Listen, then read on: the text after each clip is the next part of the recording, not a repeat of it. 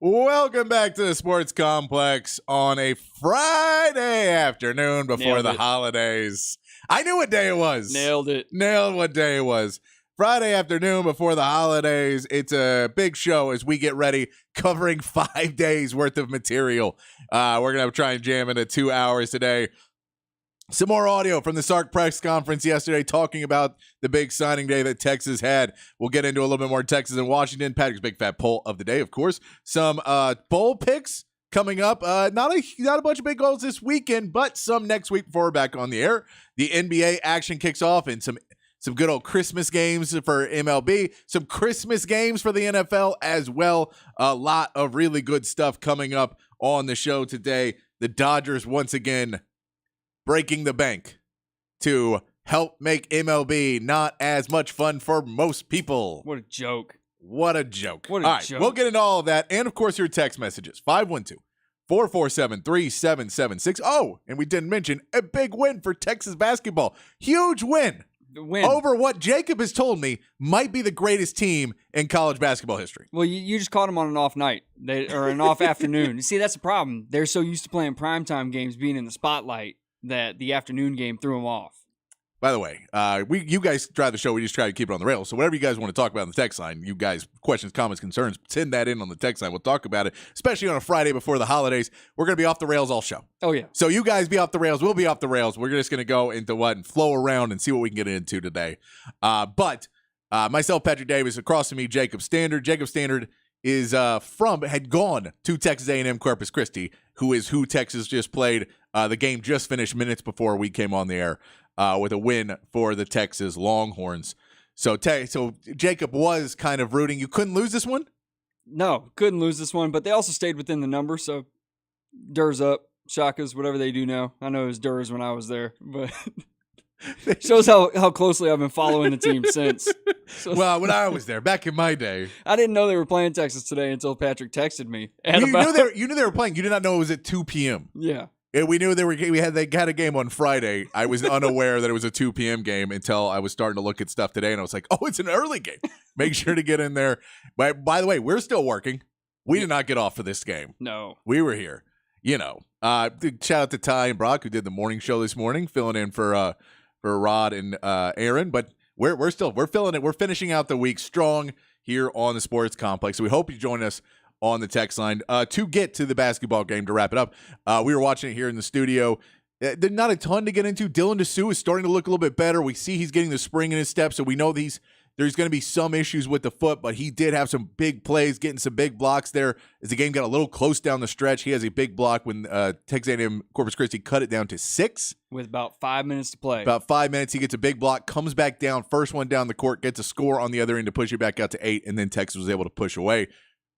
So we're seeing some of the good stuff with Texas, what they're doing with Dylan Disu coming back. He still came off the bench tonight. So there is, they're still working him back into it. I'm assuming he'll be in the starting lineup by the time they get to Big 12 conference play. But he is working back into the game right now. He finishes with 4 rebounds and 11 points. You also see some other good play there from Dylan Mitchell gets a total of 14 points, leads the way. Max Asmus has 14 points. Tyrese Hunter, again, a better game than he's been playing recently. He has 11 points. Brock Cunningham has 10 points. Caden Shedrick, not a big impact in today's game. Dylan Disu's coming back. They're going to have to work out how those guys are playing together. But a decent performance there. Yeah, Dylan Texas. Mitchell led the game in rebounds, 13 of them. That's Mitchell, the number that popped out to me. And that's one of the things with Dylan Mitchell that you like to see is that Dylan is continuing to grow as a player and continuing to grow as when you're playing against teams that are not going to be as fast and as strong and don't have the players, you have to dominate those games physically by going and jumping out of the gym and getting the rebounds and getting to the boards on offense and defense. That, to me, is what you want to keep seeing him doing because he's going to have to elevate that at that level to then be able to do it with the bigger teams as you get into conference play and continue and hopefully into the tournament at the end of the year. Yeah, because if you take an opponent like A&M Corpus Christi is and you kind of shove it to the side and you just decide we're going to shoot the ball better than they are because we're just better basketball players, that's where you open up the door to get beat. Yeah, so we'll come back to that a little bit later when we see a little bit more of the stats and everything gets put out for all that. We'll get back to that We are going to get into some, but I do want to get to more of the audio because we had to miss some of the audio yesterday for Sark's presser about signing day. Of course, a big signing day for Texas, and a couple of the areas that Sark wanted to get into and things that I know this is an impact area for Texas. This is an area that Texas has looked at, and all Texas fans, and especially going to play against Washington, people are looking at this area. And the first question he gets asked at this press conference was about the secondary. And they've done a pretty good job. You know, they brought in a transfer. They have now brought in Kobe Black and some other players. They've really worked hard to improve this secondary through as many means as they can. Sark was asked about it yesterday. The importance of improving the secondary for Texas and the importance of recruiting heavily in the secondary this offseason. Well, yeah, I do. I think that when we went into the year, clearly we knew it was a position that we needed to. Hey, how are we going to continue to recruit the types of players that we want to play with? And you know, we've been talking for a couple of years now about wanting to be tighter in coverage, right, and playing a style of defense where when you're tight and confident in coverage, you can be aggressive at the line of scrimmage to get to the quarterback. So we want to make sure that we could recruit, you know, all these players that we recruited, all 6 of them have good size and good length. They're really good tacklers, but they all have the ability to play coverage and play man coverage, whether they end up being a safety, a star, or a corner. And then with some of the attrition that we got at the safety position and at corner through the portal, we really had to fulfill some of those spots. And we were able to do that. I thought, like I said, Coach Joseph, Coach Gideon did a nice job identifying some of those guys and then finishing the job and getting them on board today. So basically, one of the main areas that you could tell he very wanted to get into with the secondary was you want to be able to have guys that are versatile. We can't try and bring in somebody who's going to be the best nickel corner or the best boundary corner or the best whatever corner or the best safety. We need somebody who can we need to try and get recruits that we can find out where they're really good in our system and have them move there and maybe a couple spots, because we've seen the attrition in that area of just being able to keep guys on the field throughout the season. And, you know, between the injuries to Ryan Watts and Catalan and everybody that kept kind of just getting beat up throughout the season, and they'd be on for 2 games, then off, and then on and off the field, that you know you're going to need guys that can probably step in the next season or two and at least play a few snaps for you and be able to come in those rotations. And so he said a big part of what they were looking for in the secondary with a lot of these guys is the athleticism and the brains to be able to kind of move around the field. And then by the time you get to your junior season, okay, you're going to be the starter in whatever position, and that's yours now. And we'll train you specifically to be the best at that.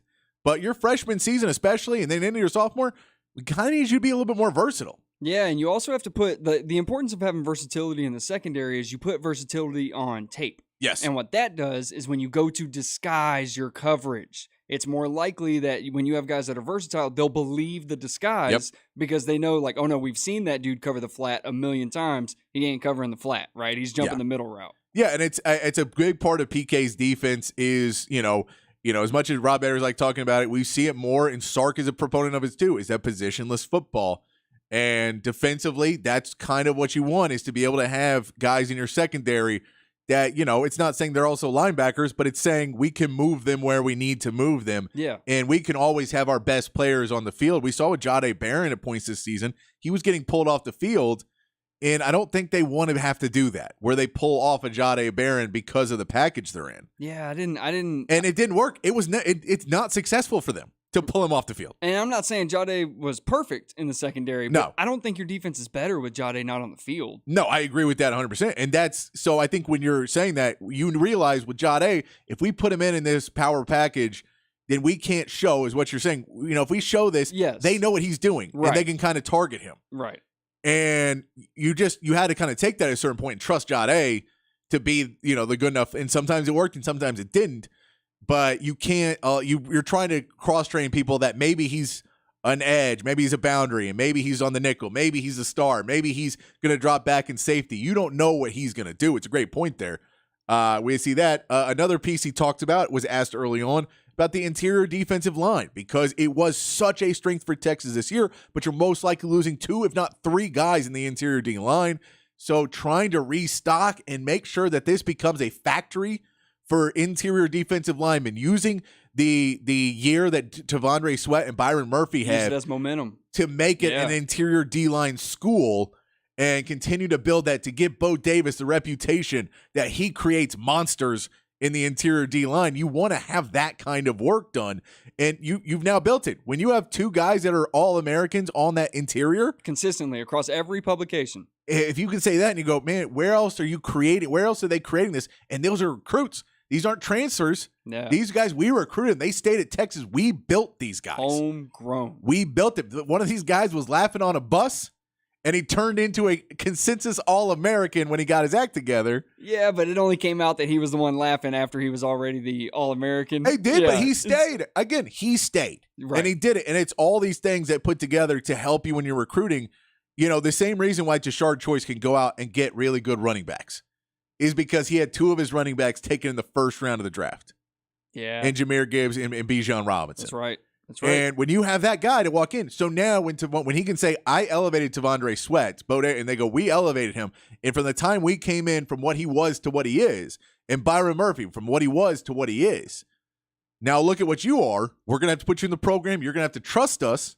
You have to have the buy-in and the commitment. But if you do, the sky's the limit. We're not saying this is what you will be. We're saying this is what your potential is with us. And here is the interior. Here's Sark when he was asked about the importance of getting interior D linemen in recruiting. It is a difficult position because I think, you know, from the naked eye, you can turn on a lot of big people that play defensive line in high school football, and they can all look like good players. But sometimes the level of competition can make them look a little better at times, depending on what they're going against, the program that they're in, the way they've been developed, trying to forecast what they can become when they get into our weight room and get into our program and strength and conditioning program with Coach Becton, when they get to work with Coach Bo every day, and what that looks like. And so the three guys we signed interior wise, we're really excited about. Melvin Hills comes from a great program, Lafayette Christian, that he's a worker. He's a grinder. We had him in camp. We know what he looks like. He had a very productive senior season. He became a real leader on that team. I think he's made of the right stuff on that front. Alex January is unique, obviously coming from Duncanville and what a program they have and the job that he did. But when you really look at a guy who's, 6'5", 320 pounds, the guy was a baseball player all the way through his junior year of high school. And so every offseason, he didn't do any weight training because he was playing travel baseball. So two things tell me, big upside. He finally spent an entire year in the weight room at Duncanville. But two, talks to the athleticism that this big guy has, right? The hand-eye coordination, the foot coordination. When you watch him play, the athleticism and the explosiveness that he plays with, we think this guy's got huge upside. Obviously a dominant year, player of the year in 6A on the defensive side of the ball.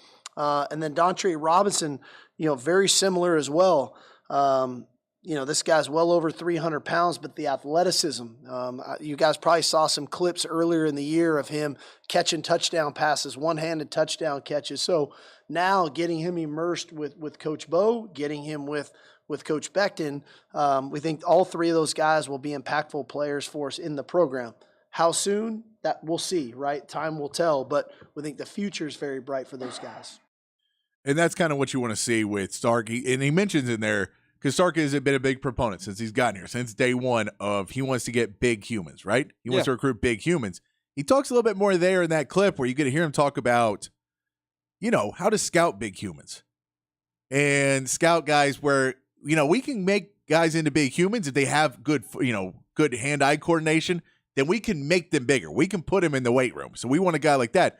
And also, we have to watch who are big humans who are not necessarily playing against other big humans. Yes. And judge, okay, we have to watch for other things on this film because we could bring in the biggest guys. And he's just dominating high schoolers all day long because at a certain point, size matters. And then we show him first day of spring practice, we put him up against our O-line. Yep. And he's getting pancaked because he don't have the footwork and he doesn't have the handwork, and all of a sudden he doesn't know and he doesn't have the balance or any of that stuff. You have to be able to go in and have conversations and talk to the coaches and look at the film and really in film, high school film is miles ahead of what it used to be. But for defensive and offensive linemen, it's still difficult because you're not getting 12 different camera views where you're going to really be able to get a shot of just an offensive lineman or defensive lineman, see their hands and see their feet the way you'd like to be able to see it. Plus, at the high school level, it's tough to tell if a human being is violent because that is the difference maker. Everybody in college is a big human on some level, right? And then at the NFL, it's just the next progression of that. The difference makers are you have to be violent when you're on that football field in the trenches. Yeah, you do. And so it's interesting to hear him kind of go into what you look for when you start to try and recruit. And you go, well, we've got our big humans now. We've started to build these. And now we get to kind of pick and choose a little bit more than maybe we were 3 years ago when we were recruiting and we were the new guy on the block. We maybe had to take some of these guys and take some more shots and hope that we could teach them everything else because we could just take the size and then teach them. Now we're trying to get people that are already further on that may be able to, contribute in our program a little bit earlier. Now, all these interior D linemen you don't expect to see very quickly, though, because you have to put on size. And Devondre Sweat and Byron Murphy are perfect examples of guys that if you look at their high school picture to now, they were big then, they're gigantic now. Yeah, nutrition has come such a long way in the science of it. Yeah. And Texas is going to have the best of the best nutritionists working with them. Yeah. And in the weight room. The weight room's going to be huge. That. Yeah. Something else that I thought was interesting in this, and this is somewhat about recruits. It's about the culture of this program that we've talked about with Sark. And it's something where you can talk about when you're looking at these signees and you're looking at players that you're going to want to bring in. And you want to know when people complain that, there's going to be 20 guys transferred out of your program every year. You're trying to stop that. One of the things Stark talked about was the grade point average of this Texas team and how he really wanted to mention it. He wanted to put this in to his press conference that he was proud of his students. And he explains in the clip that he's proud of what the GPA was for the team and when the last time the GPA was this good. And maybe there's a parallel. Uh-oh. The last thing I want to touch on that I'd be remiss to that I'm really proud of our team about. We just finished up our fall semester in school, and we just got our grades back. And roughly, and not all the final grades are totally tallied, but we just got a 2.94 cumulative team GPA in the fall semester here at the University of Texas. And I say it to our players all the time, but who you are some of the time is who you are all of the time. So I don't think it's a coincidence that we're 12-1 playing in the college football playoff, and we just recorded the highest cumulative team GPA Texas football has gotten since 2008. So ironically, this is arguably the best team we've had here in 14 years, and we're doing the best in school that we've done in the fall in 14 years. I do think those two things go hand in hand. And so I'm really proud of our players for the commitment that they've made to the program. And I think that speaks to our culture, that they're doing things the right way. I'm very proud of them, and they should be, they should receive the accolades for that as well as much as what they're doing on the field. Now I saw your face, Jacob. That's for Mom. Sark is always recruiting. He's a master recruiter. That message was for Mom. That is awesome. It is, but it also brings a parallel when he says the last time we were getting good grades. Yeah, no, we were a good football team. It's a good thing. You should highlight it, but he waited until right now where it's like that message was for Mom. It's like, hey, Mom, not only is your son going to be great at football here, but we're going to make sure he passes his class. It is on a signing day too. Yes, exactly. And for all you people that are maybe not enrolled yet, and you're seeing what's happening. Yeah. And if you're 2025 class looking ahead. Yeah. No, that message was for Mom. Good job, Sark. No, but I do like that he brings it out and he brings a point, though. It's, this is, I like to say who you are sometimes is who you are all the time in the culture of playing sports where it is, when you want to take that day off, one day off can lead to multiple days off. And, once you do that, then all of a sudden your routine's gone and now you're not the same player. And you kind of need to have that continuous growth. And this is one of those things of, it may not make sense and there's other ways of doing things and it's not always the right, not everything is done one way. However, to draw the parallel of, man, we had culture here once.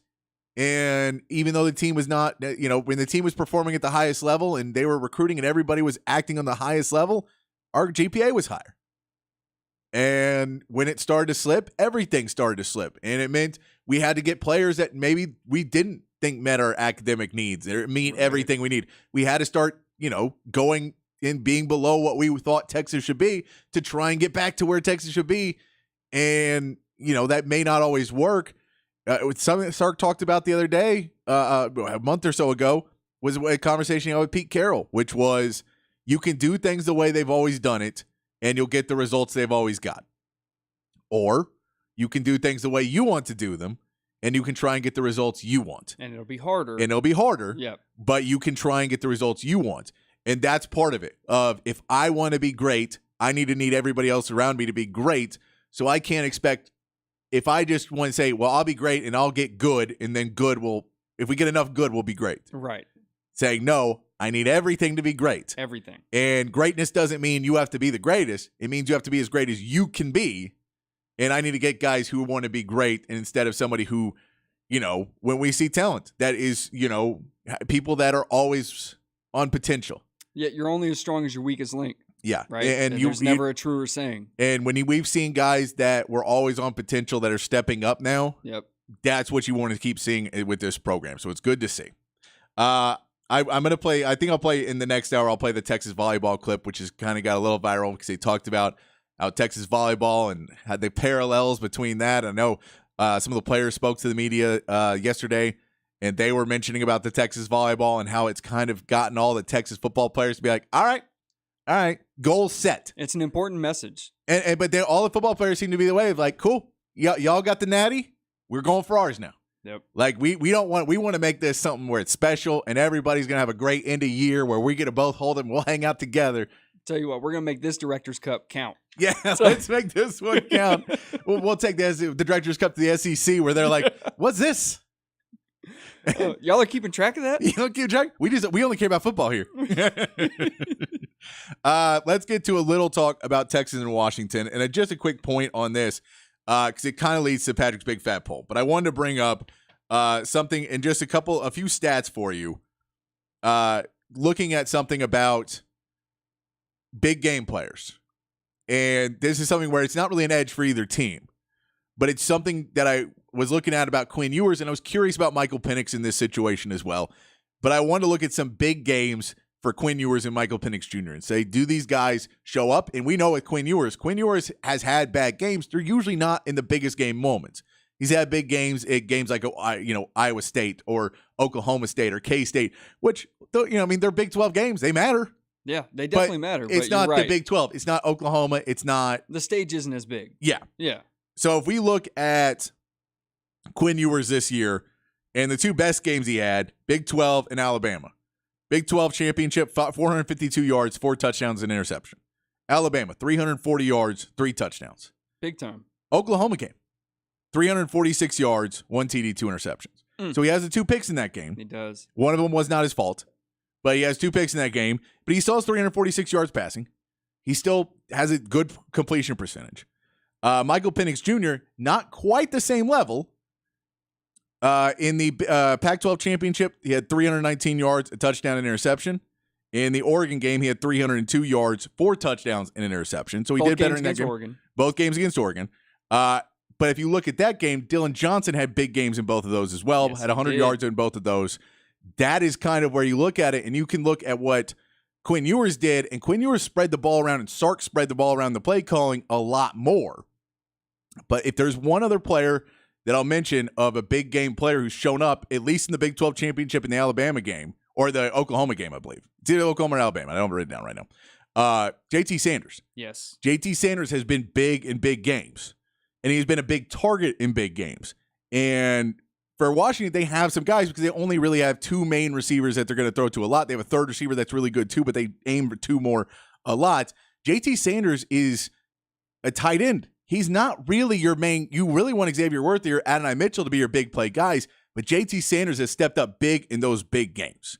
And so if we're talking about big game players that might be the edge for Texas, JT Sanders may be the piece that gives Quinn Ewers an edge as another target that is not a normal wide receiver target and is a guy that seems to step up and plays through the injuries a little bit better and goes hard in those games when it matters the most. Sark has also shown us that when he has time to prepare for a game or the game means more, Yes. Sanders gets more yardage. Yes, he doesn't does. get more targets. He's still around that 5 to 8 targets range, but his numbers are over 100 on those catches. He schemes him open really well and gets those plays over the middle. Right. And it's a two-headed sword, which is it's JT Sanders getting the ball over the middle and having one guy to beat, and and Sark scheming him to, man, you got one guy, and JT Sanders saying, well, one guy can't tackle me. Yep.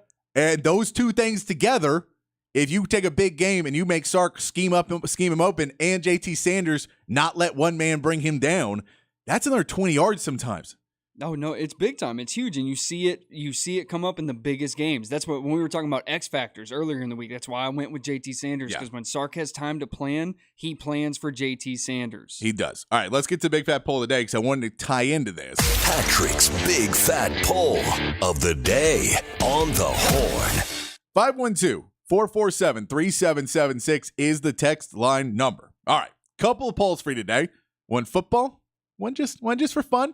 Okay. One I want to keep going throughout the show. I want to talk to you guys, bring a little nostalgia back. But the first one that would coming out of this is, who do you want to see which receiver will lead the Texans in targets? Now, you can throw a running back in there. You can throw a tight end in there, clearly. Anybody can get targets. But who's going to get the most targets for Texas in this Sugar Bowl game? Because we talk about JT Sanders, and we don't know if his targets are going to go up. No. But we do know that he's probably going to get used more in this game. Do you think JT Sanders' targets maybe go up in this game a little bit more? Do you think it's X-Man? He's clearly going to be the number one guy. Or do they go to Adonai Mitchell because, man, they're going over it? Do they go like the Oklahoma game and they tried so hard to shut everybody down, and Jay Witt started to get more targets because they say, well, you guys are scouting us. You may not know about Jay Witt the same way Big 12 knows about Jordan Whittington. Or you've seen Jay Witt run this shallow cross a bunch of times. Oh my gosh, he's bending it up the seam. Oh yeah, my and gosh. But you go watching film, you probably don't. If you're just watching film and you're doing this, you understand Jordan Whittington, but you're not going to understand the same way Big 12 coaches do. Right. 'Cause Big 12 coaches have seen this guy. Yeah.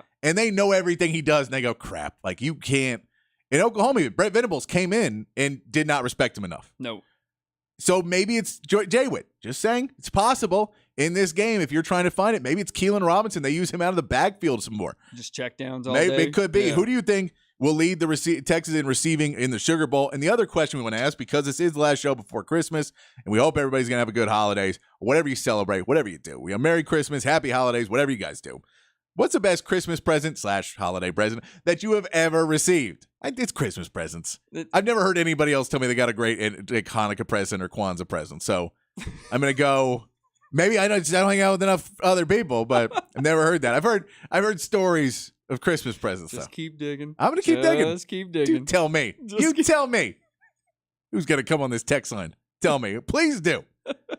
I need more culture in my life is what they tell me. Yeah, I'll kick that one off. I did get a pretty cool gift. Okay. It's about 3 or 4 years ago. My friends all pitched in. Whatever year Mac Miller passed away. Okay. So my friends all knew that I'm a big Mac Miller fan, so they all pitched in and got me this really cool canvas painting of an iconic photo of Mac Miller, but it's all sorts of different colors and all that. So that was the coolest one I got just because of the thought and effort that went behind it. I mean, they had to order it like 4 weeks ahead of time to get it shipped here and all that. For record, it still is not hanging yet. They bought it for me because my apartment looked like a single male in his mid-20s would. Yeah, just nothing on the walls. Yeah. Besides TVs. Yeah. So they got that for me. It's still not hanging, but I do love that picture a whole lot. It sits up on my dresser. It's standing up. It's up. Yeah. It's No, I can say I had, if you ever heard Instant Series I used to do with my buddy Anthony White. Anthony and me had a present exchange where I think it was for my birthday at one point. He bought me a signed Ric Flair wrestling boot. Woo. Which is a great gift. It was one of the best gifts I've ever gotten. And so I got that, and then we had to start one-upping each other. Uh-oh. So I got him a signed St. Pierre signed UFC glove. Yeah. And so we were going back and forth, and he's got championship rings, like Wrestler championship rings. I've got it. He's got me art and stuff. So we have to go. We've had to call a ceasefire on this, by the way. Because I was like, dude, I don't have enough money, but I'm going to win this. Like, I will go broke to win this battle of presents. He's like, well, I got you 50-yard line seats at the Super Bowl, so... No, he knows me well enough to be like, that would be like, what are you doing? We're selling these. No, but he gets we're selling these. Like a week before. Yeah, we're going to wait and find out what teams are in. We're going to get it. No, but so, yeah, what is your best Christmas present you've ever gotten? Send that one in. A little nostalgia for us as we get to the holiday spirit. If you have any Christmas traditions or anything weird you want to send into, we're going to be off the rails today. We're going to keep going. When we come back, we'll get into some a little college football picks, some NBA talk as we get into Christmas, when is kind of the second start of the NBA season, where people start to pay a little bit more attention to the NBA starting on Christmas. And then once you get past football, it gets even more. But we'll get all that when we come back here on the Sports Complex on the Horn 109 and 1260, the Horn app, and hornfm.com.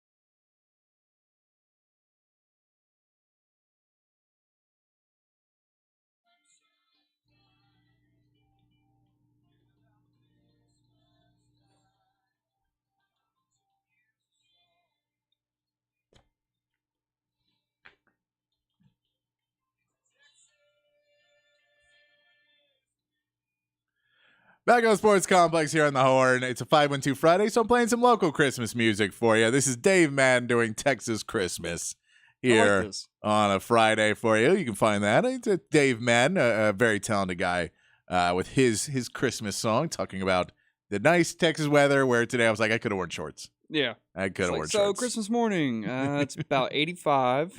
And About 85, yeah. Just going out and you're like, I got a Christmas sweater. Way too hot to wear it. yeah, it's Christmas. What are we doing? Barbecuing. Got the AC cranked up. Text line's open, 512-447-3776. Which receiver will lead Texas in targets? What was the best Christmas present you've ever gotten? I think we've already got a couple on there. Got a Some couple solid good ones. answers. Yeah. I think some we're getting closer in the world of, like, I remember I got a Castle Gray School one year. No. Any guesses what that's from? No. Any guess? He-Man. Sorry. He-Man, sorry. He-Man. Yes. Oh, I know what that is. You should know what He-Man is, yeah. But I did, and I remember we had to build the whole thing. Back when you had to build you get the toys, and then it was just like the uncle's job. To put it together. Yeah, his uncle's job to put it together. Let's talk a couple bowl games. We'll get to some NBA talk. First, let's start. So there's a few bowl games this weekend. Nothing that's too important to us. I didn't really want to get into any of those, or it's a little. But there is some games that are coming up down the road. So Tuesday we get to see Texas State versus Rice. Texas State just down the road. Very good that they're back in a bowl game. G.J. Kinney has been extended as a head coach after taking him back and getting him to postseason football for the first time in a while. T.J. Finley is a quarterback. He'll be playing in this game. He had over 3,000 yards passing. He's improved his passer rating or passing completion percentage every year. He was originally at LSU, transfers to Texas State. He was starting out in the 50s in his percentage. It's gotten up close to 69% now. Nice. So we got there. You also had 24 TDs and 8 interceptions. I know. I couldn't resist. The way you just kept rolling past it, too. They're playing in the Serve Pro First Responders Bowl. Oh. I'm not going to make fun of that one. That's a very worthy name. I know. Serve Pro's great. I like the first responders too, guys. The question is for Rice, what they're going to be able to do offensively. TJ Finley, it seems like this Texas State offense is going to be able to roll on Rice. The big question is, what can Luke McCaffrey do? We saw him when Texas played Rice at the beginning of the year. If he's McCaffrey, I mean, the athletic ability is there. Yeah, no, right. he was clearly the best player on that offense when Right. Texas played them this year. So we will see what they're able to do in that game. Texas State is favored by 5.5. It seems like this should be a Texas State game that they could easily win. They were 26th in the nation in points per game and 16th in yards per game. Now, keep in mind competition level, right? Texas State is not playing massive schools, but they did extend that coach for a reason. They've only had 2 non-losing seasons since their jump to FBS. Yeah. And so this guy is the ray of shining light that they've been looking for. I'm super happy for him. Wednesday, there's some good games on Wednesday. That's when kind of bowl season, I feel, the 27th. It feels like that's when bowl season is really going to start kicking off with some really good games. We do see North Carolina versus West Virginia in the worst name bowl game for North Carolina. What's that? It's a Duke's Mayo Bowl. Oh, come on. What? You shouldn't have North Carolina in the Duke's Mayo Bowl. It seems contradictory that their main rival is Duke. We couldn't give them another bowl game. It's also the grossest game to be an announcer. Like if Duke's Mayo Bowl and they were like, Patrick, break of your career, you get to go be the color commentator for the Duke's Mayo Bowl. I'd be like, turning it down. I need the money. Could really use a career opportunity. I'm not going to eat mayo on a bunch of stuff. Mayonnaise is gross by itself. Whoa. Mayonnaise is disgusting. Not a And mayo guy? I hate mayo. What? I'm with Rod on a lot of white condiments. Me and Rod are similar in a lot of white condiment worlds. I don't make a sandwich without mayo. I cannot eat it. It's gross. I hate burger restaurants that feel like it's okay to just put it naturally on things. Be like, no, mayo's in everything. No, it's gross. No mayo on the burger either? No mayo on anything. Dude, No mayo in my Oh. fridge. Don't need it. I'm going to have to rethink how I view you as No a mayo. person. It's gross. And then they make and trust me, watch old clips from the Duke's Mayo Bowl or watch it on Wednesday, and they're going to make the announcers eat different mayo products throughout the game Oh. that are just spoonfuls mayo? of mayo. Oh. Like it's disgusting. Like the dude at the ballpark that was eating just out of a tub of mayo with the spoon. Kind of. Yeah, pretty much. And I think they've had like Mike Golick Jr. do it a couple times, and he's like all emboldened for it. And No, that's funny. Yeah. it's so disgusting. Like it is turn the TV off disgusting at points. Like, are they just like both hands in the jar, or like what? Are No, we doing because here? well, and it's normally like one guy will be like, "All right, I'll do this because it's a paycheck," and then the color commentator will be like, "Oh, hilarious." Oh, you think they're gonna do the mayo on a hot dog bit? Probably no, but I think it's worse than that. I think it's like here's a mayo and an Oreo. What? Yeah, it's bad. I'll look them up. I'll look them in the break. And I'll see if I can find you some of these. Oh, please don't. Like, we can just move on. I No, don't we're need gonna do that. If you want to see that, Drake May though is going to be gone for UNC. They were in 2-3 in their last games, and now they're losing one of the top picks in the draft. It's going to be a heavy run game. They do have some good running backs at UNC. West Virginia is also not a great team, but they played better this season. I have West Virginia. They're favored by 6.5, but I would have West Virginia in this game just because I think UNC is kind of going to be struggling without some of their players. I'll take Mac and UNC. I think if there's something Mac can always do, it's run the football, right, in some way or form. And I'll take Mac to stay within the number on that. And then we get Louisville versus USC in the DirecTV Holiday Bowl, Ooh. which would be hilarious if it's on ABC and they still don't have DirecTV ABC here in Austin. I don't know. It'd be kind of funny to me, but It's on Fox. it's on Fox. Okay. But Louisville, they know better. I bet it was originally scheduled for ABC. An interesting game here for USC because they have had such a down season. Now, of course, Caleb Williams is not going to be playing in this game as well. We see what Louisville did after losing to Florida State in a game where the entire country was rooting for them. Yep. And they couldn't do it Could against not the third QB for Florida State. Brock Glenn. You know what? You're right. Let's change up the playoffs. Florida State gets in. Gotta take a shot. If Louisville, you're kind of rooting for USC, just be like, I told you they were bad. Yeah. Told you. They kept it close with Louisville, and Louisville kept it close with USC. No, but if USC wins by like 40, you're like, yeah, you guys suck. ACC sucks, dude. By the way, USC, Florida State's not getting out of the ACC, right? No, they're suing. They're suing. No, for but it. they're not. Like this isn't gonna. No. I don't think they were ever going to. I think the It's best all case just- scenario is they want that window to renegotiate that TV deal to be shorter. Yeah. But I from what all the reports are of that contract, it is thought to be ironclad. Yes. Which is not great. Yeah, it's not looking great for Florida State USC and their pity party. Is going to be starting Miller Moss in the game as a 4-star quarterback. Who's that? That is the quarterback for USC right now. Ah, okay. Pocket passer. So not going to be running the ball quite like Caleb Williams. Watched a lot of tape on him. I've read one scouting report. One scouting report. Texas A&M is also playing in a game with against Oklahoma State. So a fun game for Texas fans to root for this one. You like Oklahoma State to win and then it's hilarious because you beat Oklahoma State and they beat A&M. So just a fun one. If Aggies beat Oklahoma State somehow worse than you did, which seems like a long shot, You didn't just beat Oklahoma State. beat the brakes off. You them. embarrassed them. Which I think Mike Gundy's want to come out here and show what's up. Yes. You're going to see they still have Alan Bowman on this team. They still have some good players on this Oklahoma State team. And A&M. They're Ollie Williams. He's going to be back. Ollie Ollie Gordon. Ollie Yeah. Gordon is going to be there as well. So this should be a win for Oklahoma State. Texas A&M is favored, but with all the transfers, the new coaching change, I was going to say, they're not. I mean, who all's playing for A&M? Because it seems like half their team's in the portal because of the whole, the theory that none of the NIL is getting paid out over there. so we will see. We'll see what comes out of that one. But that's another fun one to watch. That's the Tax Act Texas Bowl. Yeah, go Cowboys.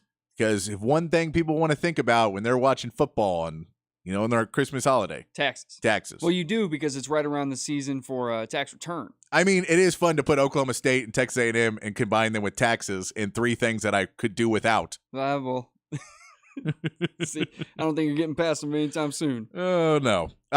Some NBA games. Mentioned the Spurs lost to the Bulls last night, 114-95. No big surprise in that one. No, Wemby didn't play, did he? Wemby did play. Oh. Wemby did play, had an okay game. They were able to hang in there, and then, of course, in the fourth quarter, it starts to pull away again. And they're getting closer to the point where people are curious if they are going to basically nosedive the season or try to make a trade, see if Doug McDermott's contract expiring. Jetty Osman is an expiring contract. Do they want to bring either of these guys back? Do they want to trade them off to a contender? See kind of where these pieces go. People are looking at Keldon Johnson. Ooh. Spurs fans starting to lose some love for Jeremy Sohan. I'm seeing more and more times that Jeremy Sohan doesn't pass the ball to Wemby when he gets on the court, and Wemby's getting cutting to the basket, and No, he man, just I saw him in an HEB commercial the other day. he's in the AC. Man, it feels good to have What him can he not do one-handed? Oh, okay. What are we doing? What are we doing there. Pass. here? He can't pass one-handed. Some big games over the weekend. The Mavericks and Rockets are playing tonight. Yes, they are. That is a big game. Rockets favored by 7.5 in that. It is at home. They have a good defense, and the Mavs are beat up still. Oh yeah. Are Are they ever gonna get healthy? You figure at some point, inevitably they will. Yeah, but then if at Luka what gets point are hurt, you fighting for your playoff life because you were unhealthy all season? they've still been able to win some games, but that'll be a fun one to see in Texas. If the Rockets are able to start really gaining grasp, if they are starting to take over the lead of the best team in Texas. On Saturday, we get Spurs and Mavericks. Mm-hmm. So we'll see that one. The Mavs get a rebound game after the Rockets game. I don't know. The Rockets were favored against the Hawks, too, and they found a way to screw that one They up. did. Also on Monday, the Christmas games, you get some good matchups. The Bucks are 3.5-point favorites over the Knicks. The Celtics are 4.5-point favorites over your in-season champion Los Angeles Lakers. Also, the greatest team in the NBA because they won the in-season tournament. Yeah, you have to add. That's their full title. 4.5-point dogs. 4.5-point dogs in that game. No one believes in us, man. And then you also have the Mavericks closing out the night there on Sunday. The Mavs just playing nonstop basketball. On Monday, they play a back-to-back Friday, Saturday, and then play the night game on Christmas. That's why they can't get healthy. It is it's a good part to have guys sit out though, because when they come back, Man. they're not gonna have this beat up schedule. All right, we're gonna take a break. When we come back, we will get into your text messages. 512-447-3776. 512-447-3776. We are asking you who will get the most receptions or most targets for Texas in the Sugar Bowl. And we're also asking you, what is the best Christmas present you ever got? You got any weird Christmas traditions? I'd love to hear those too. If you got anything that maybe is a little odd that you didn't know was odd when you were growing up, and then all of a sudden you got older and you were like, you go to your friend and you're like, hey man, remember when we played pin the tail on the Santa? And they're like, no one does that. I got some real cozy socks one time. They're very loud, so I don't wear them out in public, but they are a staple at the house. They're loud? Like, they're just loud and obnoxious, so I don't. You would wear pants then. Yeah, I mean, I could do that. They're underneath then. They're so comfy. They're meant for the house. You have to see them. okay. I'll take a picture of them and Okay. send them to you. All right. Yeah. We're going to do that, but keep sending that stuff in. And I promise I won't judge you like I just did, Jacob. I promise. Mark it on some things. We'll come back here on the Sports Complex on the Horn, 1019 AM 1260, the Horn app, and hornfm.com.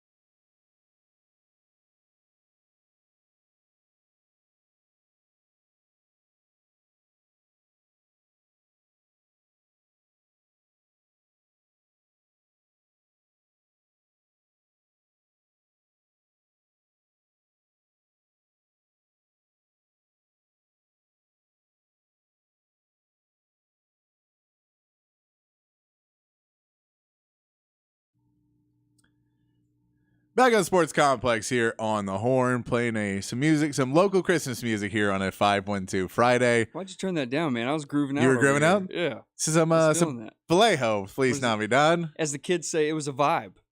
It's a vibe, man. It's a vibe. It gets a little bit heavier here in a minute. Oh, okay. I thought it got a little heavier earlier. Oh, okay. Not listen to it at least in a year. So that was Christmas music. Here we go, Wade. There we go. Yeah, see, you just got to add Yes. some more in there. Yeah. Here we there go. We hope you're having a good holidays. Hopefully you're not working today. We decided we were going to come in and work. For you. Well, for you guys. For you. It's always for you. We appreciate you guys hanging with us on the text line. Would have been cool if y'all gave us the day off. Just saying. 512-447-3776.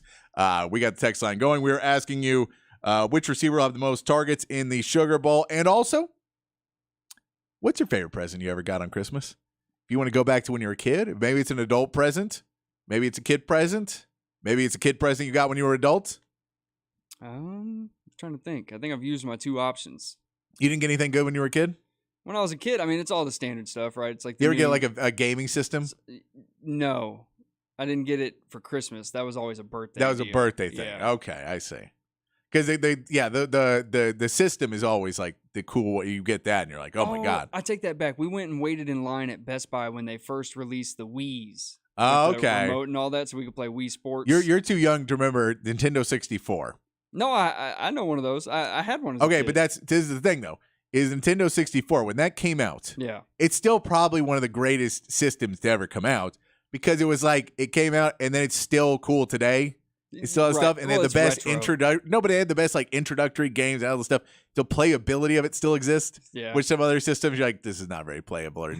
And so that was one that when you got that for Christmas, it was the best. And then you're like, a year later, you're like, I'm still playing this. Yeah, Which Nintendo row- 64, but the Nintendo crowd is a little bit naturally nostalgic. They Yeah. kind of hang on to the past.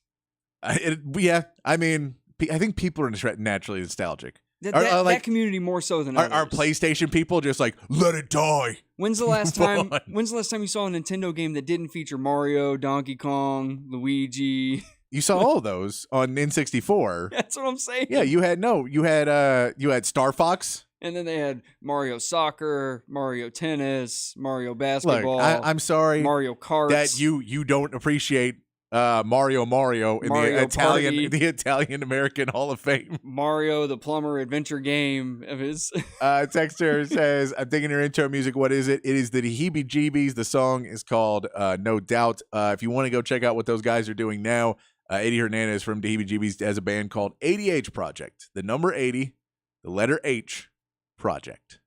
You can check that out. That is who does our entrance music for us, a local band here in Austin, friends of mine. So we play that every day. I appreciate you tuning in, checking that out. Scarlett says Sark goes through X-Men, so I got to believe Worthy will get the targets. Best gift, I'm Gen X, straight up. That the green bike my mama got me for Xmas when she was 12 was beyond, when I was 12, was That's beyond solid. epic. Yeah, no, the bike was always a big one. It's a solid one. You get out, you become more independent. Yep. You don't realize it when you're a kid that they're literally like, get out Yeah. of my house. Will you go play outside, please? Ride this as far away as possible. Do not die. That's the only rule. And then come right back because I'll miss you. Come back at dinner. Make sure. We just got to make sure you're not dead. That's all we need. And then go back out on the bike. I like that one. And for what I think X-Man, you're probably going to get the most targets. That's probably the safest bet.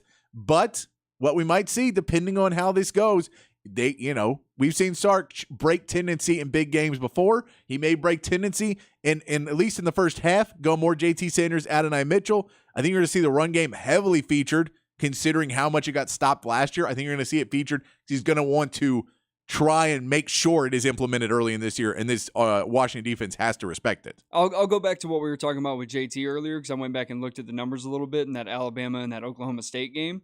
Yes, he only had 5 to 8 targets, but he was 1 and 2 in terms of targets for Yes. both of those games because the ball was spread around so evenly. Yes, so that's it's going true. to be tough to pick. It'll be tough to pick. This texter says mayo is good, maybe not for your body, but it's delicious. That's just a downright lie. It's fake news. Mayo is gross. No, mayo is delicious. It's disgusting. It's gross. It's a staple on sandwiches. All right. I'm going to show you these clips, and you're going to hate it afterwards. For the mayo bowl? Yeah. But we got to take a quick break. We come back. We'll get to more of your text messages. Start to get in some NFL talk as well. Here on the Sports Complex. Keep the text coming. 512-447-3776 here on the Sports Complex in the Horn 1019 AM 1260, the Horn app, and hornfm.com.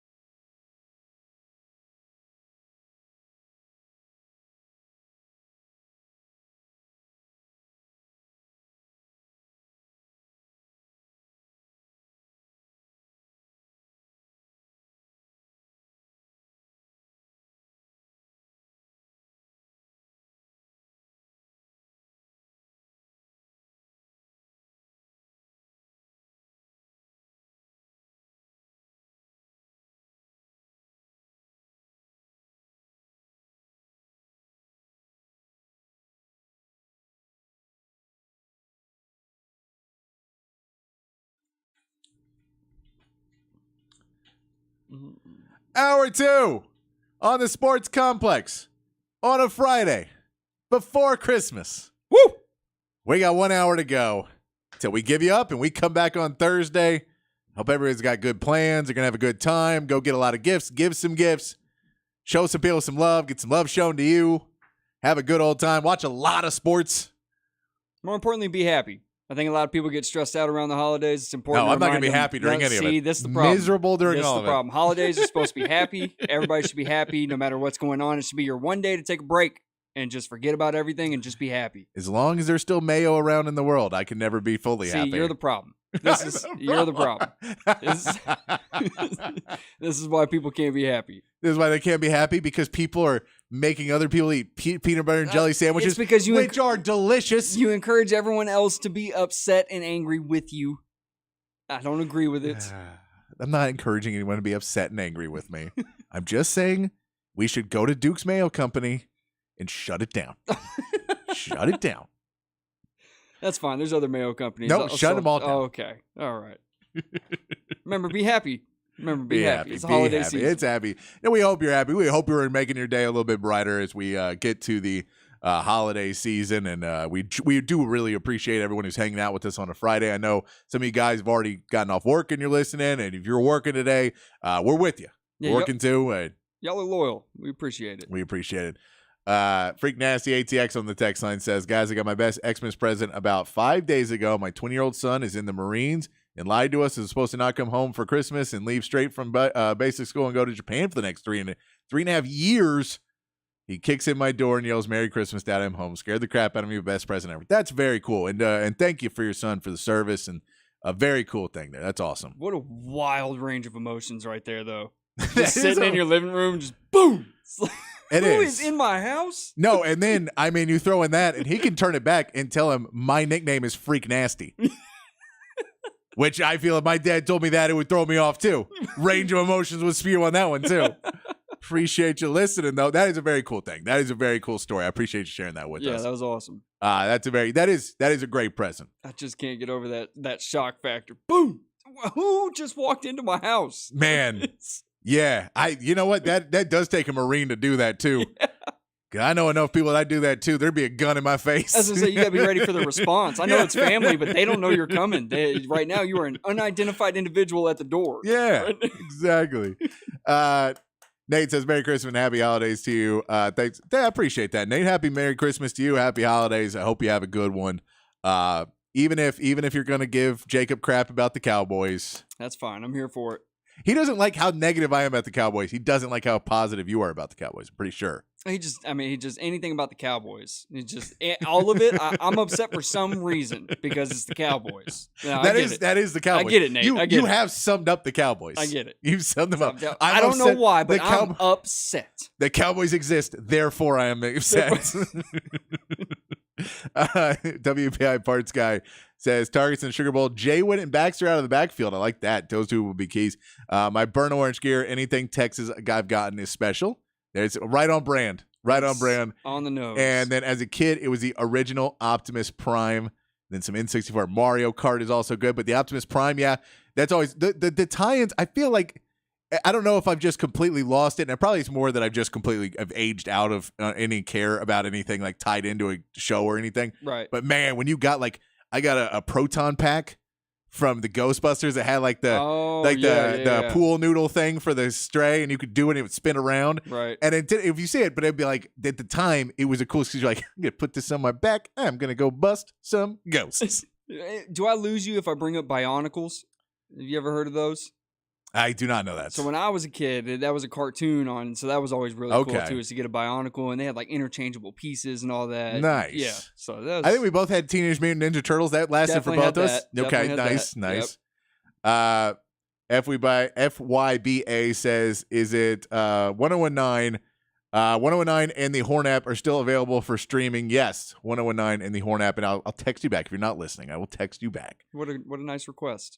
We would get texter says Colonel Mustard has spoken.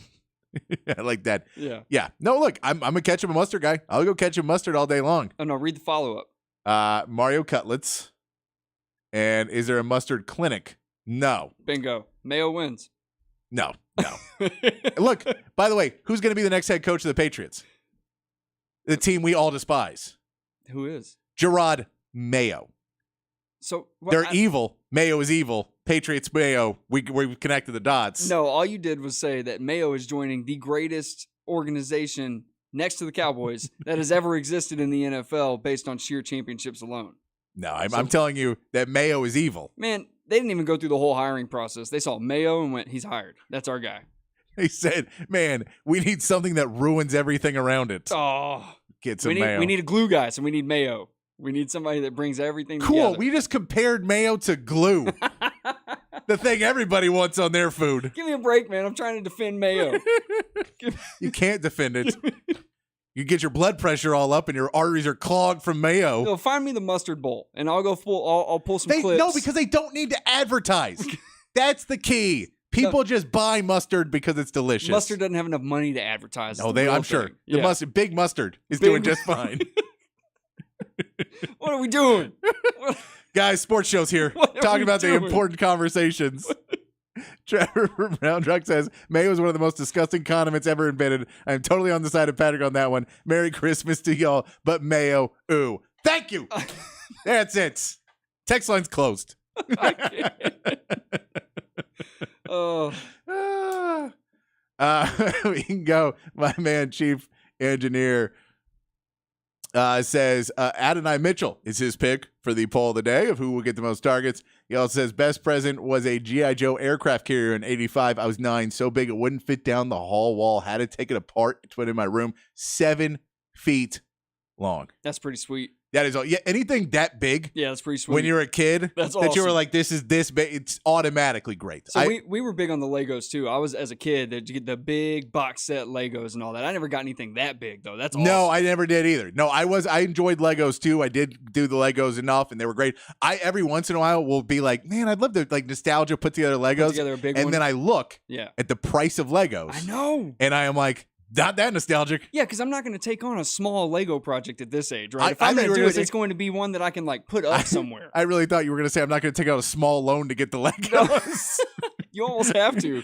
I'm But not no, gonna. I'm not going to get the little 20-piece Lego set. I'm going to get like a Millennium Falcon and try to put it Yeah, together. no, I'm going to get the Yeah. huge thing that's a Right. project because how boring is it to spend $45 and be done in 20 minutes? I know. I want to spend the 'Cause day I'm an doing adult. It. Yeah, exactly. Yeah, what's the hardest part about Legos now? Well, I have a brace on my thumb because of tendonitis, and I have arthritis in both my hands too. That's why the Legos be difficult. Or you step on them enough time, lose some pieces. I can't see what pieces are. I got to put on readers. That's the reality of what's hard for this. Oh. And also agree, Duke sucks, but Hellman's is a must-have on a sandwich. You're crazy. No, read the first part. That Duke sucks. I believe it starts with, I'm going to have to agree with Jay. I believe that's the... Oh, I'm sorry. I couldn't see that part. I couldn't see that part. Yeah. Gotcha. Well, that's why you shouldn't Oh, get Legos. GoldenEye, another great game. Wave Runner. GoldenEye By the was way, awesome. By the way, if you ever had an N64 and you're around, if you're over 35 years old and you ever had an N64, Google like Wave Runner music and put it on, and it will blow your mind how nostalgic you'll be immediately. Oh, Like the soundtrack for that game was just really iconic, and it wasn't anything special, but it's just like kind of soothing music of like beach music, I guess. And when you hear it, you're like, oh, I know exactly what this is. I played that game for hours trying to get the high score and trying to do. Oh yeah, it was awesome. You can get the same feeling from GoldenEye. The GoldenEye pause music is iconic. No, I know, but I have GoldenEye downloaded on my Xbox, but I was never good at GoldenEye. That was the thing. I was good at Wave Runner. I was terrible at GoldenEye. I was never good at video games in general, but I enjoy No, it. no, but GoldenEye you played with like other people, Right. and so I just die all the time. So it was not as much fun to consistently lose. Yeah. And I feel like there's one guy in GoldenEye that was like a cheater that you could never play, and then I would still be him and still lose. Oh, that's me. It's like Odd Job or somebody. It's like if you're him, there's a certain like thing about it where they're like, you always win if you're that, and I would still be like 4th place. Well, back then you still had to play in the same room. Just watch where they're going on their screen. I Just couldn't. I screen can't do that. No, I just- can't. No focus. That's why I couldn't hit a baseball. Same concept, I'm sure. Otherwise, you would have went pro. Christmas movies I watch every year. Good list here. If you had a Christmas movie that you watch every year, that's another good point. I like that, Chief Engineer.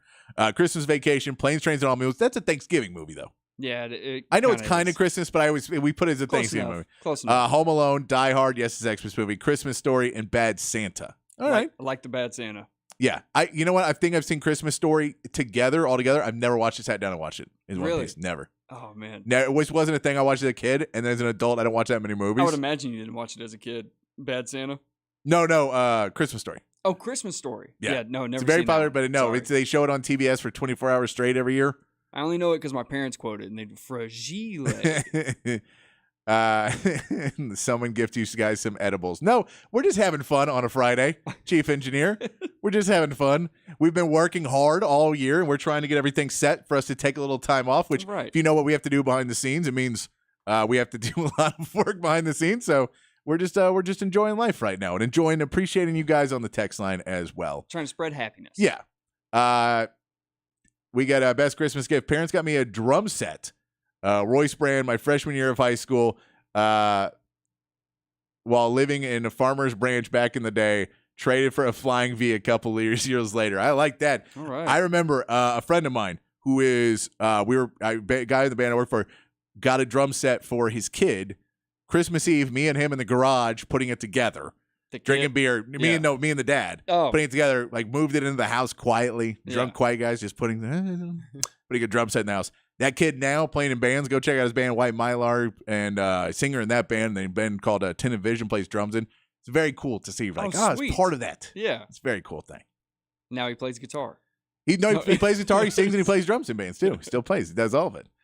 I used to volunteer for Mavericks Christmas weekend game.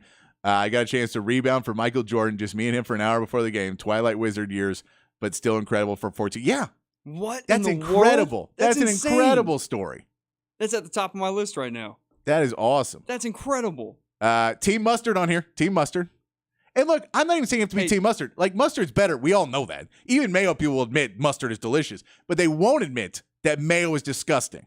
Okay, so Ty just texted me. How do I block someone's number on the text line? How do I just? Team Mustard and the best gift in original NES. Yes, that's awesome. Odd Job was the one that was cheat to use him. I don't know why it was, but I know that was a thing. And I would be Odd Job and still lose. Oh man, that pause music on GoldenEye, can't get past it. It was fantastic. Also, Die Hard and Lethal Weapon, some good ones. As there, we all get that.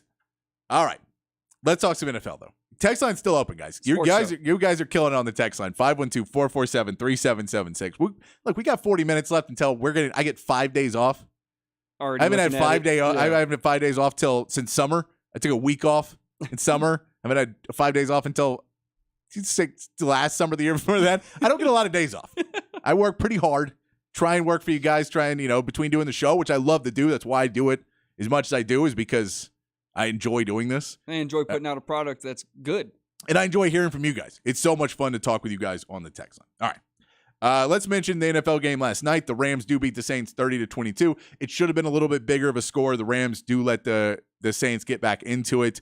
Yeah, it was 30-7 at one point in the fourth quarter. This Rams team, could they make an impact in the playoffs, Jacob? I think they could scare a first-round playoff matchup. I really do. Do you think they can win a game in the playoffs? So here's how it lines up right now. Right now, they'd be the 6th seed, Yeah. so they would play Detroit.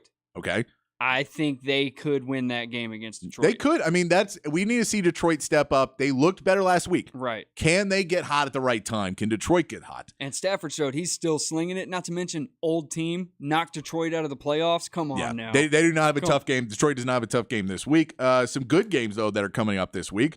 We have the Bengals at the Steelers. Bengals are 3-point favorites of that game. Can Browning and the Bengals continue this run to possibly get in the playoffs without Joe Burrow? I'm more concerned about the stuff that's getting out of the Steelers organization. Like George Pickens saying, I made a career decision, and then Warren firing back saying, I would have blocked for him. That's the kind of crap you don't see come out of the Steelers organization. No, Something is wrong. No, it does. And I think part of it is, they've been able to cover up enough stuff for years. The Le'Veon Bell and Antonio AB Bryan. recording the and post-game speech. They cut it down for a long time. It seems like that is starting to get out of control. That maybe, like as much, whatever you want to think about Ben Roethlisberger, it seemed like he had a little bit more of a grip on it than when you get a rookie quarterback. Yeah. And now there's not really the respect in the locker room there used to be. Well, they also had, who's the big D lineman? I'm forgetting his name. James Harrison. James Harrison. Big time Well, enforcer. Yeah. I mean, Casey Hampton was there for a long time. You had some big dudes that you didn't mess with. Right. We'll get into the Browns and the Texans. Ooh. This is a big game for a couple reasons. Texans do have the Browns pick.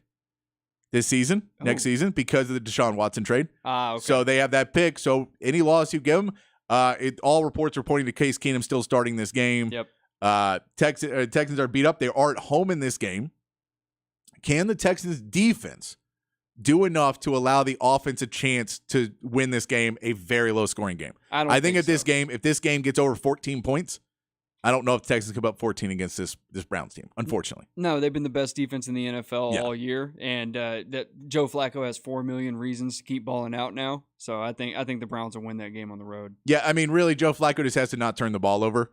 Turnovers are what could turn this game No, for either team. No Will Anderson or Blake Cashman yet. Yeah. But if you say turnovers on this team, if Derek Stingley or if Jimmy Ward can get a big one or Petrie or somebody can get a big one for the Texans, that would be huge because if you can flip the field at some point, then you stand a chance on field goals possibly Sure. in this game. Field But position, I yeah. think you're talking a field goal game that a 9 to 12 points is what you really put the Texans about to get in this game. They maybe get more if you get a big turnover, but offensively, I don't see them getting much more than that. You don't see him doing the 75-yard drive down the field. I mean, they just don't have. I mean, if Nico Collins comes back, you get a little bit more help in that, but it's still Case Keenum throwing him the ball. Yep. Singletary looked good, but you got to go against this Browns defense. It's going to be a tough one, but I'm hoping for the Texans that they're going to be able to pull this one out, but it seems difficult. By the way, Jimmy Ward questionable as well. Yeah, there's a lot of injuries happening right now for the Texans. Another big game. Colts are at the Falcons. This is big for two reasons. Colts tied atop the AFC South. Falcons, Arthur Smith's job's on the line. Falcons are favored in this game. They're tied at the top of the NFC South. But yeah, we saw the top teams top at the top of the NFC South. I know. Do the Falcons stand a chance in this game? This one's weird because the Colts aren't playing bad football. And I'm No. not saying they're steamrolling people, but they're staying competitive against teams Yeah. they shouldn't on paper. They're And winning. I think Minshew Mania is real. I think they're bought into Minshew Mania. I think against teams like this, against the Falcons, they're just going to try and run the ball. The Colts have a good chance to win this game. They're in the AFC South. Both teams are in the playoff picture, which is why we talk about it. But yeah, it does not seem like Atlanta it's is gonna be a big one. actively trying to lose games right now, so I'll take the Colts. All right, I'm going to go to the next game. I'm going to skip the Cowboys. We're going to talk about Cowboys next segment because I'm Okay. going to I'm going to space it. Okay. And we'll go Cowboys. Couple other big games before we take a quick break. The Raiders and the Chiefs. The only reason I put this in because the Chiefs have been struggling. Their Chiefs are 10-point favorites, but the Chiefs have struggled. The Raiders' defense is okay, playing a little bit better than they have been. They've shown that they can have a big game. They did against the Chargers, clearly. Depends on if you leave Max Crosby one-on-one. If you do, he's gonna be in the backfield all day. So if this is a team, I believe the Raiders can keep it in the number. Me too, because they always give the Chiefs fits. I think they can give the Chiefs fits. This is a huge one for the Chiefs, though, because you need to dominate your division still. This is division. You know, the Broncos are coming up. They're the only ones close to playing really that level of football right now. You agree with me? I think this is the Raiders in the number. It's a 10-point spread. Yeah, no, I think so too, because I think the Chiefs are in unfamiliar territory. Usually this time of year, they're fine-tuning, right? You've already clinched. Yeah. You're working on seeding, and you're fine-tuning your scheme. And it's as long as, you can make an offensive plan that is not taking deep shots to Devontae Adams. Like, you just can't try and go big because Spags is a good defensive coordinator. Yeah. You just kind of got to take what they give you, and Josh Jacobs has to have a good game. But I think there's a chance that the Raiders can keep it within 10. Not I going to do say they too. win, but I think within 10. I think that's very reasonable.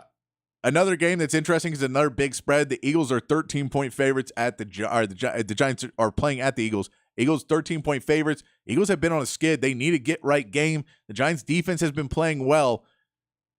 I don't see why it's a 13-point spread. I mean, I know why it is because it's the Eagles, but if you've been watching them play recently, It's because there's no reason to believe that Jalen Hurts is going to have a good game. It's because they got smoked by the Saints, and then we saw what the Saints really were last night. We did, but it seems like this is a Giants team that may put pressure on the Eagles. Yeah, no, I agree. In terms of keeping it within the number, I think so. Before that Saints game, that defense had 12 turnovers in 4 games. Yeah. And I think the way the Eagles offense looks right now, with Jalen not being 100% himself, Yeah. I think they can keep it within that number. I'm not so sure the Giants can win that game in Philly. I think you have a better chance when they go back to New York. All right, final game before we get to the Cowboys. We'll do that on the other side of the break. Ravens are at the 49ers. Yeah, battle of the number ones. This is a battle of number ones. This is a possible Super Bowl matchup. 49ers are favored by 5, Interesting. which they're at home. So if they were away and favored by 5, it would be a really big number. But at home is around the right number. 5 seems specific to me, though, because typically you would do 3 in a football game, right? No, but I don't think it's a toss-up. I think you're saying the 49ers are better. Have the edge. But you're saying Yeah. they're at home and have the edge. So I think Okay. you were saying they have a field goal edge and they're at home. We're going to give them 5 points. That's why I think it's about right. Because I give the 49ers an edge in this game. Can this Ravens defense slow down Brock Purdy, or is this a game where Brock Purdy I think this is also not only a Super Bowl matchup, this is possibly an MVP winning matchup. Because Lamar Jackson can win the MVP if he goes against the 49ers and beats them. That's a Lamar Jackson jump to the front of the MVP line. Yeah, no doubt. And if Brock Purdy handles the Ravens and they shut down Lamar Jackson, Brock Purdy is now the far front runner after the Dak Prescott game against Buffalo. Yeah, this is the one time I'm going to do this. I truly don't know. And I am excited to find out. This is a game that is. Yes. We're both excited. I would say Lamar Jackson is going to show out and have his big game, and this is where the 49ers, it could go either way. I think Lamar Jackson is going to show out in this game. I'm interested to see how that, because the Ravens defense doesn't get talked about enough either. They're playing really well. Hamilton is all over the field at linebacker. I'm interested to see how they try to slow down the 49ers. What is their objective? What are they trying to take away? Yes. All right, let's take a quick break. When we come back, more of the text line, 512-447-3776. Which player for Texas is going to get the most targets in the Sugar Bowl? And you got a favorite Christmas movie you always watch, family tradition or something like that for Christmas, put that in. And what was the best gift you ever got? Text that one in as well. Anything else, questions, comments, concerns, anything you want to talk the NFL or college or football, whatever you want to get into, Longhorns, we can talk about it here on the Sports Complex. We got about 30 minutes left till we're on vacation. We want to hang out with you guys. So get that text line rolling. We'll be back here on the Sports Complex on the Horn 1019 AM 1260, the Horn app, and hornfm.com.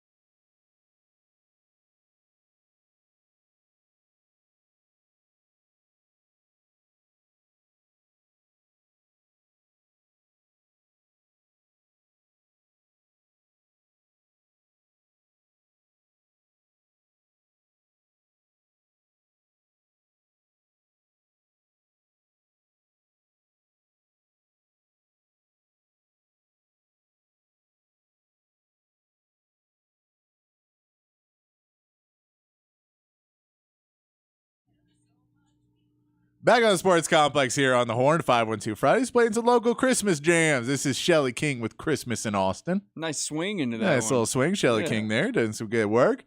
Text line's open, 512-447-3776. We're going to get back to that. By the way, appreciate everybody on the text line that is pro anti-mustard, or anti-mayo, sorry. Team Anti-mayo. Mayo. Team Mayo. If you're Team Mayo, apologize that you're wrong. I apologize that you're wrong, but you're wrong. See, this is what I'm talking about. This is what I'm talking about when I say you're part of the problem. Look, I don't like disgusting things like mayo. See, it's phrasing. I'm a wordsmith. You can put that in the text line, 512-447-3776. Look, I'm just saying, the Duke's Mayo Bowl, UNC versus West Virginia, is on Wednesday. That's how the conversation got started. I said, it's disgusting what they do during the show. They also dump a cooler of mayo, like the Gatorade cooler of mayo, onto the coach's head. Every year, the coach who wins it's like, all right, so if UNC wins this happened to Mac Brown, by the way. Yeah, see, that part, that's too much because there has to be some that just makes its way into the back of your shirt and then it stays there. Are you rooting for UNC and knowing that would happen to Mac Brown? Are you rooting for West Virginia solely solely this is what we're doing. To not have that happen to Mac Brown? No, I think poor Mac. I like Mac too much for that to happen. That's I mean, like, we'll have to find out if Mac is Team Mayo or Team Mustard. Mac's in team whoever the recruits want.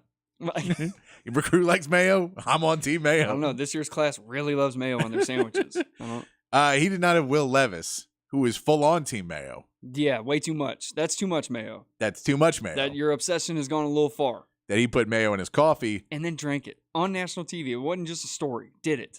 Terrible, gross, terrible. And I just, if you want to be grossed out, if you think mayo's good, watch the Duke's Mayo Bowl, see what they eat on that, and you'll think, yeah, Patrick was right. Okay, everything in moderation, Patrick. Everything in moderation. I'm not good with moderation. Full on board. Is that why you don't like mayo? Did you do this once? Did you take I've always an entire not liked tub mayo. of mayo? No. Mayo is one of those things that the hatred has come from years of saying at a drive-thru, no mayo, taking a bite out of a burger and being like, well, this is no longer a fun experience. You have now ruined the food I have paid for. That's funny because I've spent years at drive-thru saying no mustard. Really? Yeah. What place? Whataburger? Whataburger. That's the only place. Like most of them, it's not always straight in. No, Texas mayo's place, not straight in. Texas place. No, Texas. It's always. No, they usually give it to you in a packet on the side. Oh, that's gross. Ugh. Don't even put it in a packet. I don't even want it in the restaurant. It's like a peanut allergy. It's like a peanut allergy. I don't want to. If anybody has mayo on the plane, you gotta let me know. Would you like them to just hand you mayo? You don't want it in a packet? No. I don't want it to be in the same establishment I'm in. Is this a mayo-free establishment? Okay, I'm gonna eat here. Move on, Patrick. Move on. All right. Let's talk about something that we can all agree on. Oh, boy. The Dallas Cowboys. Yes.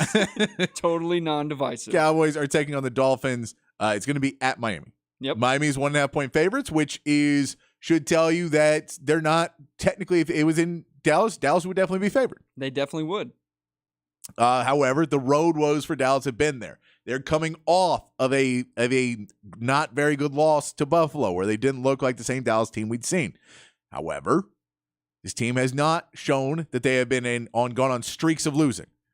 They've been able to bounce back. This Dallas team has not looked like they've ever gone where they've really slipped up and gone down. We saw that they were going into the difficult part of their season, and they were handling themselves. They beat Philadelphia. They beat Seattle, and they've lost one. Yep.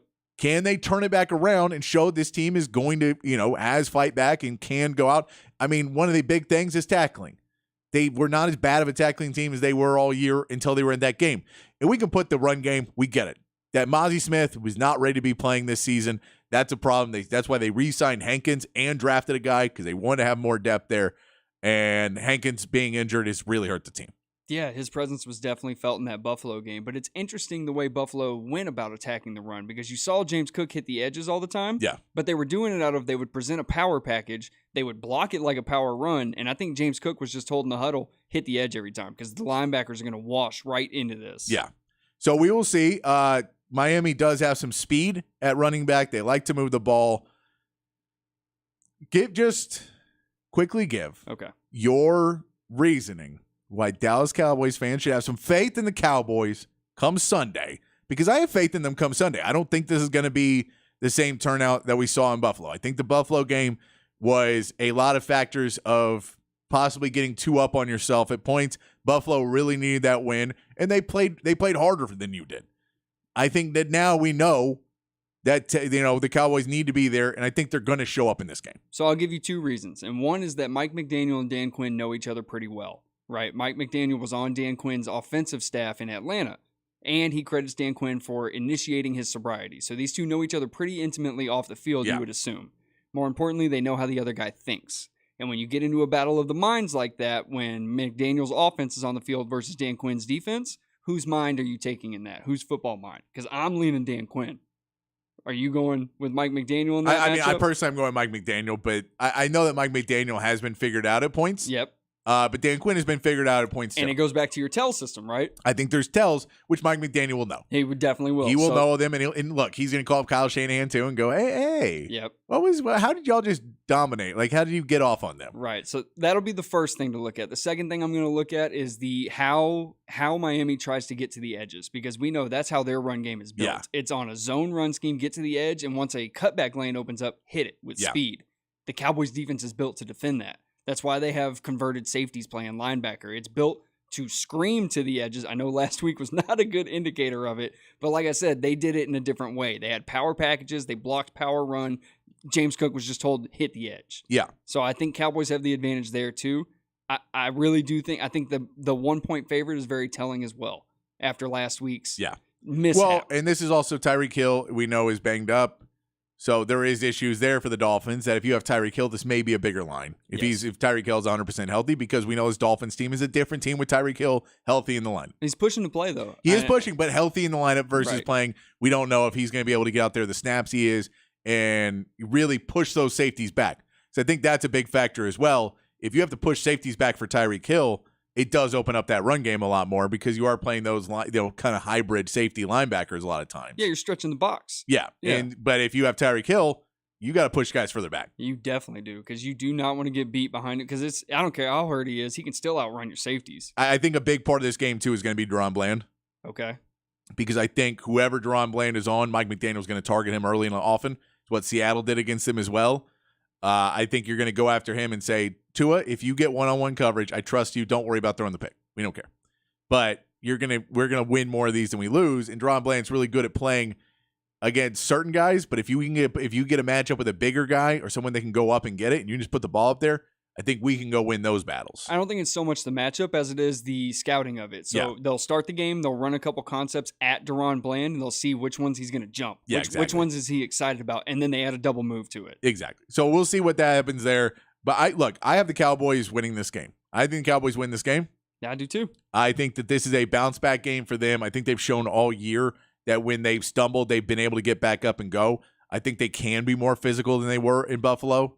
That this was a game where they were feeling how Jacob was feeling, that they were unbeatable and Buffalo's down, and who cares? Let's go in there and show them what we do. Needed it. And it's hard to walk in with the mindset of we're going to go get them and not be like, oh, I'm going to fight. Right. And they didn't feel like they were in a fight. And I think you go to Miami now and you know you're going to be in a fight. I think they always thought they were going to turn it on at some point, and it just never happened. I want to say one more thing about Miami, though. The Hard Knocks curse is very real. It was with the Cardinals in season 2 years ago. They didn't make the playoffs, 4-13. Yep. With the Colts last year, 9-8, missed the playoffs. The Dolphins have not clinched a playoff spot in the AFC, and their next 3 games are Dallas, Baltimore, and the Bills, who spanked them earlier in the year, 48-20. It's going to be a big one. Which means they would hold the tiebreaker at that point. Whew. The Dolphins are staring down missing the playoffs if they drop these last 3. They will be desperate. And we know Bills are playing really well. Yep. We know it's the Ravens are playing really well. So this was a must-win for the Dolphins in too. Desperation is scary, though. Just saying. Yeah, if Tyreek Hill plays, it becomes a different game, clearly. Yep. But if Tyreek Hill's out, I think the Cowboys should definitely be able to handle this game. Tyreek Hill plays, it becomes a little bit more of a toss-up, but I'm excited to watch that game. Back to the text line before we take another quick break. We could. I love mayo on my sandwich, but if you had to pick between mayo and mustard to be gone forever, mayo would be out of there. I agree. Whoa. And we do have to pick. No, guys, it's time. We have to pick. It's time. We're going to decide right here on the Sports Complex if every big Guys, mayo backer. I know it seems crazy that on a Friday before a holiday that they gave it to a 2-hour show on the Horn, but they did, guys. They trusted you guys. They trusted you listeners. That's what it says about y'all. More importantly than mayo or mustard, mayo totally wins. Gross. It's pronounced Bengals or Bengals. It's the Bengals. Bengals. Yeah. They're not the band from the 80s. The Bengals. The Bengals. They banned from the 80s. Do you eat a bagel or a bagel? I ate a bagel. All right. Yeah. I'm not sure what the correlation was, but I started it. You know what I don't put on my bagel? I don't put mayo on it either. Yeah, because it's gross. I don't put mustard on my bagel No, either. I can't. I could eat mustard all day long on my bagel. God. Or ketchup too. That seems gross in my On head. a bagel? But no, I'm not going to put ketchup on a bagel. Oh. It would be better than mayo though. I'm not putting any of those on a bagel. Why are we doing this? What is? Shan, my man, says, have a happy and safe Xmas weekend. You too, brother. You too, Chan. Appreciate you. And Mayo, yuck. Round of applause, Chan. Round of applause. All right. We get it, Patrick. Your name's on the show. We get it. You know what do you think? You think that they're just sucking up to me by agreeing with me that Mayo is disgusting? I would never accuse them of doing that. And by the way, if you're doing it, keep it up, guys. Appreciate it. Doing a really good job. Nate says, I've had this newspaper since I was 13. I can be grouchy about my Cowboys. And it is Dallas Cowboys crush Buffalo 52-17 in the Super Bowl. You were 13? He's got a Cowboys fan sign in his race. He's going too. All right. I mean, Nate he's saying he's a lifelong fan. He's going to be grumpy. Look. You don't have to be grumpy about the Cowboys. You can be optimistic. There's a lot of good things. There's a lot of things to be happy about. It's because, guys, you have to understand, Jacob's bar of where the Cowboys are in his head is just set lower than everybody who watched him win Super Bowls. Right, exactly. I don't have the expectations. Yeah, he's realistic. That you all you need to get to. That Jimmy Johnson's been gone for a long time. Now the curse has been lifted. Yes, it has. We're hoping. I mean, maybe that's what happened. Oh, that's this weekend, isn't it? No, because it's next weekend. Oh, okay. Because they're in Miami. Oh, that's right. That's right. But Miami also where Jimmy Johnson coached. Wouldn't It's that really be the something- test. Wouldn't that be something? We're gonna do it this weekend. It's like, oh, it's an away game. I forgot. Sorry, I guess we gotta wait till next year. Sorry, Jimmy. Sorry. We'll find the right time. The time's not right. The time's though. not right. Oh, Jimmy. We'll hope. Maybe that's what happened last week. Then though, maybe Jerry was like, "Guys, I'm having second thoughts about this Jimmy Johnson thing." Oh, that's when the email went out. The email went out? That's why they lost like that. All right, we're gonna take one last break. We'll come back and wrap it up before we head out for the holidays here on the Sports Complex on the Horn 1019 AM 1260, the Horn app, and hornfm.com.